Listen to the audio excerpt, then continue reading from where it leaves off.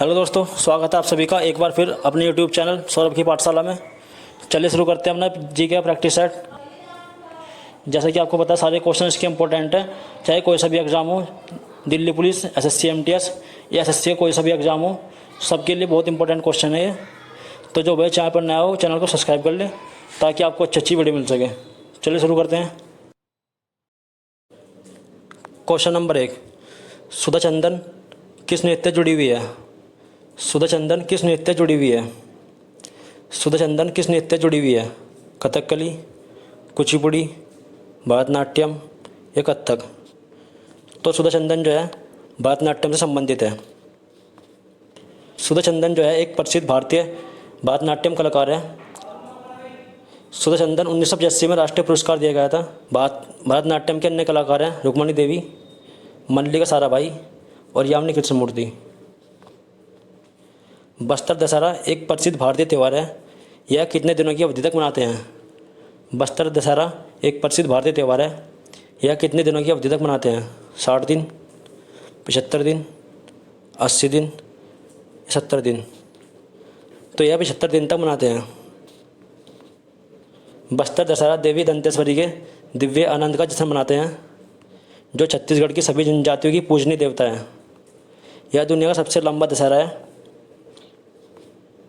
प्रसिद्ध हस्ती लल्लन फ़कीर संगीत की किस विद्या संबंधित है? लल्लन फ़कीर संगीत की किस विद्या संबंधित है? ठुमरी, कव्वाली, सूफ़ी या बाउल? तो लल्लन फ़कीर जो है बाउल से संबंधित है। लल्लन फ़कीर एक प्रमुख बंगाली आध्यात्मिक नेता है और दार्शनिक बाउल संत भी है। यह कवि और समाज सुधारक भी है। भारत ने महिला क्रिकेट विश्व कप कितनी बार जीता? भारत ने महिला क्रिकेट विश्व कप कितनी बार जीता? 2 बार, 3 बार, 1 बार या 1 बार भी नहीं? तो भारतीय महिला ने क्रिकेट विश्व कप 1 बार भी नहीं जीता। रस सुंदरी देवी की आत्मकथा का नाम क्या है? रस सुंदरी देवी की आत्मकथा का नाम अमर जीवन, आला अंधारी, रसीदी टिकट या स्मृति चित्र? तो रस सुंदरी देवी की आत्मकथा का नाम है अमर जीवन।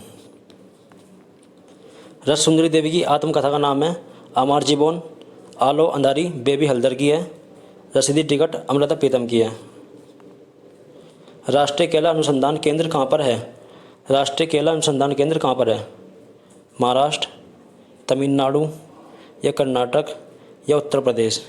तो राष्ट्रीय केला अनुसंधान केंद्र तमिलनाडु में है। राष्ट्रीय केला अनुसंधान केंद्र तमिलनाडु के तिरुचिरापल्ली में है।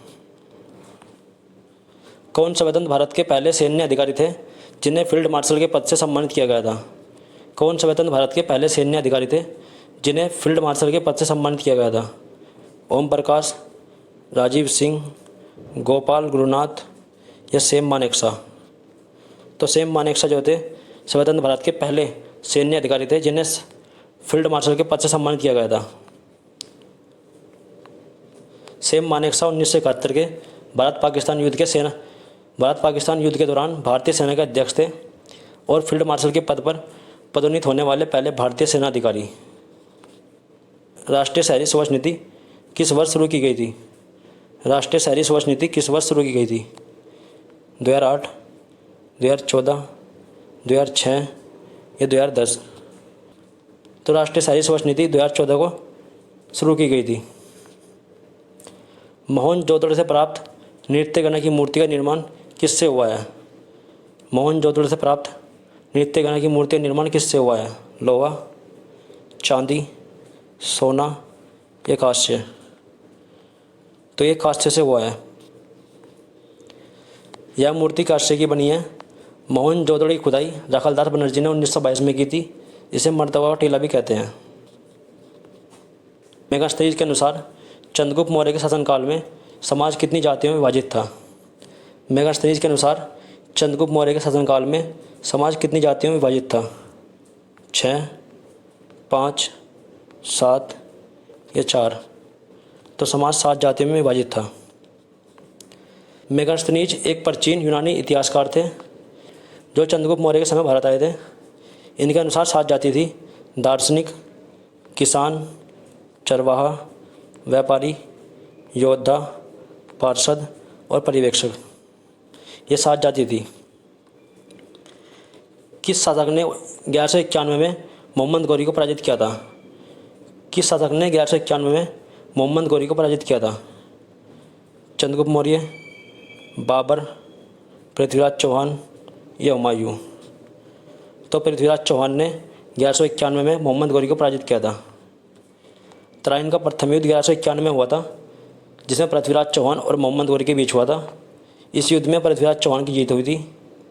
तराइन का दूसरा युद्ध 1192 में हुआ था, इसमें पृथ्वीराज चौहान हार गए थे। किसे सीमांत गांधी के नाम से जानते हैं? किसे सीमांत गांधी के नाम से जानते हैं? भगत सिंह, जवाहरलाल नेहरू, सुभाष चंद्र बोस या खान अब्दुल गफ्फार खान? तो खान अब्दुल गफ्फार खान को सीमांत गांधी के नाम से जानते हैं। खान अब्दुल गफ्फार खान को सीमांत गांधी के नाम से जानते हैं। 1929 में खान अब्दुल गफ्फार खान ने भारतीय उपमहाद्वीप पर ब्रिटिश कब्जे के खिलाफ एक अहिंसक आंदोलन किया था। इन्हें पाकिस्तान में बच्चा खान के नाम से जानते हैं। भारतीय संविधान की कौन सी विशेषता जापान के संविधान से ली गई है? भारतीय संविधान की कौन सी विशेषता जापान के संविधान से ली गई है? विधि के द्वारा स्थापित प्रक्रिया, संविधान का संशोधन, विशेषाधिकार रिट, राष्ट्रपति और सर्वोच्च न्यायालय के न्यायाधीश पर महाभियोग? तो जापान के संविधान से विधि के द्वारा स्थापित प्रक्रिया ली गई है। राष्ट्रपति पर महाभियोग की प्रक्रिया अमेरिका के संविधान से, संविधान संशोधन दक्षिण अफ्रीका से। भारतीय दंड संहिता के तहत आत्महत्या का प्रयास करने पर कितने साल का दंड का प्रावधान है? आत्महत्या का प्रयास करने पर कितने साल का दंड का प्रावधान है? 2 साल, 1 साल, 3 साल या 6 माह? तो ये 1 साल का प्रावधान है। किस वर्ष नेपाल का नया संविधान अपनाया गया था? किस वर्ष नेपाल का नया संविधान अपनाया गया था? 2017, 2019, 2016 या 2015? तो नेपाल का नया संविधान 2015 में अपनाया गया था। नेपाल संविधान के अनुसार शासित है। नेपाल संविधान के अनुसार शासित है, जो 20 सितंबर 2015 को 2007 के अंतरिम संविधान की जगह लागू किया गया था। हिंद महासागर में सुनामी किस वर्ष आई थी? हिंद महासागर में सुनामी किस वर्ष आई थी? 2004, 2006, 2005 या 2008? तो हिंद महासागर में सुनामी 2004 में आई थी। हिंद महासागर में सुनामी 2004 में आई थी। यह सुमात्रा अंडमान भूकंप के कारण आई थी। इसमें सबसे ज़्यादा प्रभावित देश थे इंडोनेशिया, श्रीलंका, भारत और मालदीव। इनमें से कौन सी नदी गंगा की सहायक नदी नहीं है? कौन सी नदी गंगा की सहायक नदी नहीं है? घाघरा, भीमा, रामगंगा या यमुना? तो भीमा जो है गंगा की सहायक नदी नहीं है।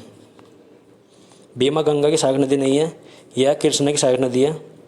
गंगा जो है गंगोत्री से उत्तराखंड में भगीरथी के रूप में निकलती है।